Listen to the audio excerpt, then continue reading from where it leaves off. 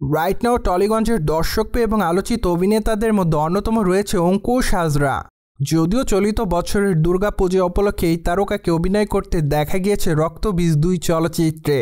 চলচ্চিত্রটিতে অবশ্য তাকে প্রধান খল চরিত্রে দেখা গিয়েছে অভিনয় করতে।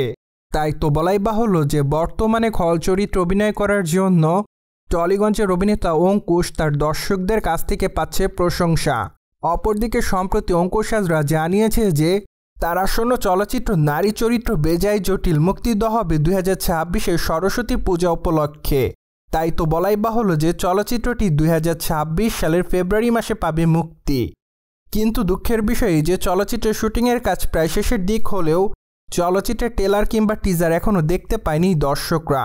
তবে সম্প্রতি এই বিষয়টি নিয়ে মুখ খুলেছে টলিগঞ্জের অভিনেতা অঙ্কুশ। কেননা সম্প্রতি তিনি জানিয়েছে যে তার আসন্ন চলচ্চিত্র নারী চরিত্র বেজায়ের আপডেট তিনি খুবই শীঘ্রই দর্শকদের সামনে দিবেন। পাশাপাশি অনুমান করা যাচ্ছে যে হয়তো আগামী মাসে নারী চরিত্র বেজায় জটিল চলচ্চিত্রের টিজার প্রকাশে আসতে পারে। কেননা সম্প্রতি এক লাইভে অঙ্কুশ জানিয়েছে যে সম্প্রতি তার রক্তবীজ ২ চলচ্চিত্রটি মুক্তি পেয়েছে। চলচ্চিত্রটির প্রমোশনালের কাজ নিয়ে খুবই ব্যস্ততার মধ্যে তিনি। তাই তো এই চলচ্চিত্রের সম্পূর্ণ প্রমোশনালের কাজ শেষ করার পরই তিনি তার নতুন চলচ্চিত্র নারী চরিত্র বেজায় জটিলের কাজ নিয়ে থাকবেন ব্যস্ততার মধ্যে। ফলে খুবই শীঘ্রই নারী চরিত্র বেজায় জটিল চলচ্চিত্রের আপডেটগুলো প্রকাশ্যে আসতে থাকবে।